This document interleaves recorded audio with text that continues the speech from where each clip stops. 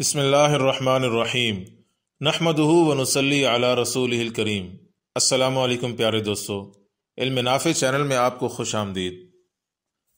میرا نام محمد احسان اللہ سجاد ہے اور اس سلسلے سیرت النبی صلی اللہ علیہ وسلم کی اس ویڈیو میں ہم عرب آربا یعنی قحطانی عرب کے کالانی قبائل اور اس کی ذیلی شاخوں پر بات کریں گے۔ اس سے پچھلی ویڈیو میں ہم نے قوم سبا اور اس کی شاخ حمیر قبائل پر بات کی تھی۔ حمیر قبائل کا خلاصہ آپ اس شجرے میں دیکھ سکتے ہیں جو میں نے پچھلی ویڈیو کے بعد بنایا ہے، اور جن لوگوں نے وہ ویڈیو نہیں دیکھی ان کے لیے اس ویڈیو کا لنک اس ویڈیو کی ڈسکرپشن میں موجود ہے۔ اب ہم آتے ہیں اپنے آج کے موضوع کی طرف۔ دوستو، کہلان بن سبا کی نسل غالباً قحطانیوں کی تمام نسلوں میں سب سے بڑی نسل ہے، جس میں بے شمار قبائل ہیں۔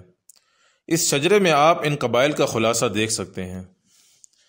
ان میں چند مشہور قبائل لخم، جذام، عاملہ، کندہ، اشر، مزہج، تئی، ہمدان، انمار، ازد، اوس و خزرج، خزاعہ اور اولاد جفنہ ہیں۔ جفنہ کی اولاد بعد میں آل غسان کے نام سے مشہور ہوئی۔ دوستو، ان قبائل میں قبیلہ ہمدان اور مزہج کم و بیش یمن میں ہی رہے، جبکہ عام کہلانی قبائل نے بعد میں یمن چھوڑ دیا اور جزیرہ عرب کے مختلف اطراف میں پھیل گئے۔ ان کے عمومی ترک وطن کا واقعہ سیل عرم سے کچھ پہلے اس وقت پیش آیا جب رومیوں نے مصر اور شام اور شمالی حجاز پر قبضہ کر کے اہل یمن کی تجارت کے بحری راستے پر اپنا تسلط جما لیا اور بری شاہراہ کی بھی سہولیات غارت کر کے اپنا دباؤ اس قدر بڑھا دیا کہ کہلانیوں کی تجارت تباہ ہو کر رہ گئی۔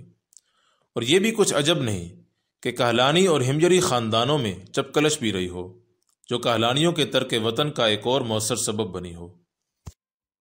دوستو، جن کہلانی قبائل نے ترک وطن کیا ان کی چار قسمیں کی جا سکتی ہیں: لخم و جذام اور عاملہ، کندہ، بنو تئی اور بنو ازد۔ سب سے پہلے ہم لخم و جذام اور عاملہ کی تفصیل دیکھ لیتے ہیں۔ دوستو، کہلانی قبائل کی ایک شاخ سے لخم، جذام اور عاملہ کے قبائل ہیں۔ لخم اور جذام دو بھائی تھے جو عدی بن حارث بن مرہ بن عدد کے فرزند تھے۔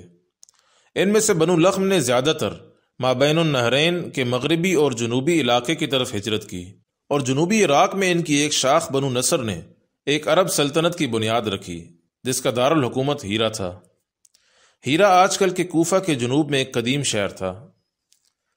لخمیوں کی یہ سلطنت فارسیوں کی ساسانی سلطنت کے ماتحت تھی، اور اس کے شاہان آل منذر یا المناظرہ کہلائے، جن کا جد اعلیٰ نصر بن ربیعہ تھا۔ شاہان ہیرا کے پاس فارسی فوج کی ایک یونٹ ہمیشہ رہا کرتی تھی جس سے بادیہ نشین عرب باغیوں کی سرکوبی کا کام لیا جاتا تھا۔ یہ سلطنت جزیرہ عرب اور سلطنت فارس کے درمیان ایک واسطہ تھی۔ فارسیوں کو ان کا ایک فائدہ یہ بھی تھا کہ بوقت ضرورت رومیوں کے خلاف ان سے مدد لی جا سکے گی، اور شام کے روم نواز عرب حکمرانوں کے مقابل عراق کے ان عرب حکمرانوں کو کھڑا کیا جا سکے گا۔ دوستو، لخمیوں کا آخری اور مشہور بادشاہ نعمان بن منذر تھا۔ فارس کے بادشاہ کسرا نے کسی بات پر اسے قید کر دیا اور یہ قید ہی میں فوت ہو گیا۔ اسی طرح بعض لخمیوں نے شمالی مصر کی طرف ہجرت کی اور بعد میں ان کے ساتھ دیگر قبائل بھی آ ملے۔ بنو لخم کی نمایاں شخصیات میں بنو امیہ کے شمالی افریقہ کے گورنر موسیٰ بن نصیر اور مصر کے سابق صدر جمال عبد الناصر شامل ہیں۔ اسی طرح بنو جذام نے بلاد شام کے علاقوں کی طرف ہجرت کی اور بازنطینی عیسائیوں کے ساتھ اتحاد کیا۔ اسلام کے ابتدائی دور میں انہوں نے اسلام کی دعوت کو مسترد کر دیا اور موتا اور یرموک کی جنگوں میں رومیوں کا ہی ساتھ دیا، اور پھر شام کی فتوحات کے بعد مشرف اسلام ہوئے۔ اموی دور میں جند فلسطین، جو کہ شام کے فوجی اضلاع میں سے ایک ضلع تھا، اس کا بڑا حصہ بنو جذام پر ہی مشتمل تھا۔ اسی طرح بنو عاملہ نے بھی، جو کہ لخم و جذام کے قریبی رشتہ دار تھے، شام اور لبنان کے علاقوں کی طرف ہجرت کی۔ اسلام سے پہلے یہ عیسائی مذہب پر تھے اور اسلام لانے کے بعد شیعہ گروہوں سے منسلک ہو گئے۔ آج بھی جنوبی لبنان کا پہاڑی علاقہ اسی قبیلے کے نام پر جبل عامل کہلاتا ہے، جہاں کی اکثر آبادی شیعہ مذہب سے تعلق رکھتی ہے۔ دوستو، اب ہم کہلانی قبیلے کندہ پر بات کریں گے، جن کے سب سے قریبی رشتہ دار قبائل میں بنو عاملہ ہیں۔ ان دونوں قبائل کا نسب عفیر بن عدی بن حارث بن مرہ پر ملتا ہے۔ کندہ قبیلے کے لوگ پہلے بحرین میں، جہاں آج کل سعودی عرب کا صوبہ الاحسا ہے، خیمہ زن ہوئے، لیکن مجبوراً وہاں سے دستکش ہو کر حضرموت چلے گئے، مگر وہاں بھی امان نہ ملی اور آخر کار نجد میں ڈیرہ ڈالنا پڑے۔ یہاں ان لوگوں نے سلطنت کندہ کے نام سے ایک عظیم الشان حکومت کی داغ بیل ڈالی اور یمن کی ہمجری سلطنت کے ساتھ اتحاد کیا اور لخمیوں سے محاذ آرائی بھی کی۔ یہ حکومت ہیرا کی عرب حکومت کی ہمسری کا دعویٰ رکھتی تھی۔ ان کے دارالحکومت کے کھنڈرات کی جگہ آج کل قریۃ الفاؤ کہلاتی ہے، جو وادی الدواسر کے تقریباً 100 کلومیٹر جنوب اور صحرائے ربع الخالی کی شمال مغربی سرحد کے قریب ہے۔ کندیوں کی یہ حکومت کچھ زیادہ پائیدار ثابت نہ ہو سکی اور اس کے آثار جلد ہی ناپید ہو گئے۔ کندیوں میں سب سے مشہور اور ممتاز شخصیت امرؤ القیس کی ہے، جو نہ صرف شاہان کندہ کی نسل سے تھا بلکہ قبل از اسلام مشہور زمانہ عرب شاعر تھا۔ اس کا باپ حجر بن حارث بنو اسد کا بادشاہ تھا، جسے قبیلہ قیس نے ناراض ہو کر قتل کر دیا تھا، اور اس کے ساتھ ہی یہ ریاست بھی ختم ہو گئی۔ اس کے علاوہ رسول اللہ صلی اللہ علیہ وسلم کے اصحاب میں حضرت مقداد بن اسود رضی اللہ تعالی عنہ کا تعلق بھی کندہ قبیلے سے تھا۔ تو دوستو، یہ تو تھی کندہ قبیلے کی تفصیل۔ اب ہم آتے ہیں کہلانی قبائل تئی، اشر اور مزہج کی طرف۔ ان قبائل کا اور ان سے پہلے ذکر کیے گئے قبائل کا نسب عدد بن زید بن یشجب بن عریب سے ملتا ہے، جیسا کہ آپ اس کہلانی قبائل کے شجرے میں دیکھ سکتے ہیں۔ دوستو، بنو تئی نے یمن سے ترک وطن کے بعد شمال کا رخ کیا اور اجا اور سلمہ نامی دو پہاڑیوں کے اطراف میں، جہاں اب سعودی عرب کا شہر حائل ہے، مستقل طور پر سکونت پذیر ہو گیا، یہاں تک کہ یہ دونوں پہاڑیاں قبیلہ تئی کی نسبت سے مشہور ہو گئیں۔ ان کی ایک شاخ اب بھی وہیں مقیم ہے اور شمر کہلاتی ہے۔ اسی شاخ کے نام پر اب اس علاقے کو شمر کہا جاتا ہے، جبکہ پہلے اسے جبال تئی کہا جاتا تھا۔ شمر کے بہت سے افراد عراق میں بھی آباد ہیں۔ دوستو، قبیلہ تئی ایک مشہور اور بڑا قبیلہ رہ چکا ہے۔ عجمی ممالک میں بعض لوگ سارے عربوں کو تائی سمجھتے تھے۔ اس قبیلے کا ایک مشہور شخص حاتم تائی ہے، جس کی سخاوت اور شجاعت عرب میں ضرب المثل تھی اور جس کے قصے اور داستانوں کے برصغیر پاک و ہند میں بھی چرچے ہیں۔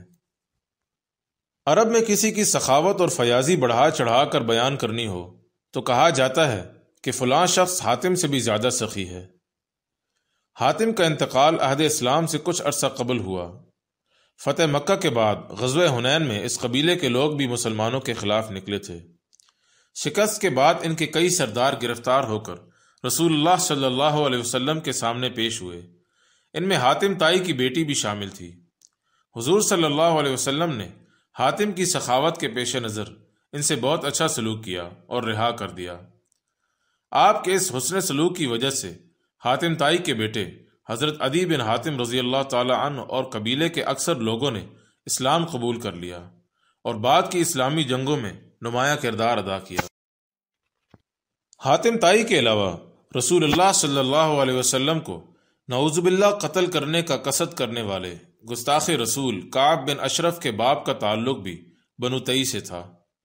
باپ کے جلدی فوت ہو جانے کی وجہ سے کعب کی یہودی ماں اسے اپنے قبیلے بنو نذیر لے آئی اور یہ وہیں بڑا ہوا۔ یہودی علماء اور مذہبی پیشواؤں کو یہ اپنے خزانے سے تنخواہ دیتا تھا اور دولت کے ساتھ شاعری میں بھی بہت باکمال تھا، جس کی وجہ سے نہ صرف یہودیوں میں بلکہ تمام قبائل عرب میں اس کا ایک خاص اثر و رسوخ تھا۔ دوستو، رشتے میں بنو تئی کے سب سے قریب مزہج اور اشر کے قبائل ہیں۔ اشر کا اصل نام نبت بن عدد تھا۔ اس قبیلے کی مشہور شخصیت حضرت ابو موسیٰ اشعری رضی اللہ تعالی عنہ ہے، جو خلافت راشدہ کے دور میں بصرہ اور کوفہ کے حاکم بھی رہے، اور حضرت علی المرتضیٰ رضی اللہ عنہ نے حضرت امیر معاویہ رضی اللہ عنہ کے مقابلے میں انہیں ثالث مقرر کیا تھا۔ بنو اشر کا اصل وطن یمن کا قدیم شہر زبید تھا۔ اس شہر میں ایک بڑی اور قدیم مسجد جامع العشائرہ بھی ہے، جس کی بنیاد حضرت ابو موسیٰ اشعری رضی اللہ عنہ نے سن 8 ہجری میں رکھی تھی۔ اسے مقامی لوگ اسلام کی 5ویں مسجد بھی کہتے ہیں۔ اشر کے لوگوں نے مختلف علاقوں میں ہجرت کی۔ مشہور مورخ یعقوبی کے مطابق شام کے بلاد میں تبریہ کی جھیل کے آس پاس اکثریت بنو اشر کے لوگوں کی تھی۔ اس کے علاوہ کچھ لوگ بلاد اندلس اور دیگر علاقوں کی طرف رخ کر گئے۔ دوستو، قبیلہ مزہج کے لوگ عام طور پر یمن میں ہی مقیم رہے۔ اس قبیلے کی اہم شاخیں انس، نخا اور سعد العشیرہ ہیں۔ سعد بن مزہج کو العشیرہ اس لیے کہا جاتا ہے کہ جب اس کی زندگی میں ہی اس کے بیٹوں اور پوتوں کی تعداد 300 سے تجاوز کر گئی اور پھر کوئی اسے اپنے کنبے میں دیکھ کر کنبے کے بارے میں پوچھتا تو یہ حسد کے خوف کی وجہ سے جواب دیتا کہ یہ میرے عشیرے یعنی قبیلے کے لوگ ہیں۔ اس بنا پر یہ سعد العشیرہ کے نام سے معروف ہو گیا۔ مزہج قبیلے کی اہم شخصیات میں نخا کی شاخ سے مالک الاشتر نخعی ہیں، جو حضرت علی رضی اللہ تعالی عنہ کے خاص اصحاب میں سے تھے، جبکہ انس کی شاخ سے رسول اللہ صلی اللہ علیہ وسلم کے محبوب صحابی حضرت عمار بن یاسر رضی اللہ تعالی عنہ ہیں، جن کے بارے میں آپ صلی اللہ علیہ وسلم نے فرمایا تھا کہ انہیں ایک باغی گروہ شہید کرے گا۔ اس کے علاوہ حضرت عمر بن مادی کرب کا تعلق بھی قبیلہ مزہج کی شاخ سعد العشیرہ سے تھا۔ انہیں یمن کا شاہ سوار، عرب کا خطیب اور قادسیہ کا ہیرو کہا جاتا ہے، اور جنگ قادسیہ کے وقت ان کی عمر تقریباً 110 برس تھی۔ ان کے بارے میں ایک اور دلچسپ بات یہ ہے کہ جنگ قادسیہ کے موقع پر جب حضرت سعد بن ابی وقاص نے خلیفۃ المومنین حضرت عمر فاروق رضی اللہ عنہ سے کمک مانگی تو حضرت عمر رضی اللہ نے جواب دیا کہ میں آپ کی طرف 2000 لوگوں کا لشکر بھیج رہا ہوں، جو حضرت عمر بن مادی کرب اور طلحہ بن خویلد پر مشتمل ہے، اور ان میں سے ہر ایک شخص 1000 آدمیوں کے برابر ہے۔ دوستو، اس ویڈیو کے لیے اتنا ہی کافی ہے۔ اس سے اگلی ویڈیو میں انشاءاللہ ہم بنو ازد اور اس کی ذیلی شاخوں کی تفصیل دیکھیں گے، جس کے بعد پھر عدنانی قبائل کی باری آئے گی۔ نیز یہ بات ذہن نشین کر لیں کہ اگر کسی کے ذہن میں یہ سوال ہو کہ آپ صلی اللہ علیہ وسلم کی سیرت کا ان قبائل سے کیا تعلق یا ان کی تفصیل میں جانے کی کیا ضرورت ہے، تو دوستو اس کا جواب یہ ہے کہ جیسا کہ میں نے پہلے بھی ایک ویڈیو میں عرض کیا تھا کہ سیرت کے واقعات کو صحیح طرح سمجھنے کے لیے جس طرح جغرافیہ سمجھنا بہت ضروری ہے، اسی طرح قبائل اور ان کی ثقافت کو سمجھنا بھی بہت ضروری ہے۔ اس کے بغیر سیرت کو برائے نام پڑھا تو جا سکتا ہے، لیکن گہرائی کے ساتھ سمجھا نہیں جا سکتا، اور صحیح طرح سمجھ نہ آنے کی وجہ سے آدمی جلد اکتاہٹ کا شکار بھی ہو سکتا ہے۔ اس کے ساتھ ہی میں آج کی ویڈیو کا اختتام کرتا ہوں۔ امید ہے کہ آپ کو ویڈیو پسند آئی ہوگی۔ اگر آپ کو اس میں کسی قسم کی کوئی کمی محسوس ہوئی یا آپ اس بارے میں کوئی بہتری کی رائے دینا چاہتے ہوں تو کمنٹ میں ضرور اسے آگاہ کیجیے گا، میں آپ کا مشکور رہوں گا۔ دوستو، اس ویڈیو کو دوسروں تک پہنچانے کے لیے شیئر ضرور کیجیے گا، اور جن لوگوں نے ابھی تک اس چینل کو سبسکرائب نہیں کیا وہ مزید ویڈیو سے باخبر رہنے کے لیے چینل کو سبسکرائب بھی کر لیں۔ اس کے ساتھ ہی میں آپ سے اجازت چاہتا ہوں۔ السلام علیکم ورحمۃ اللہ وبرکاتہ۔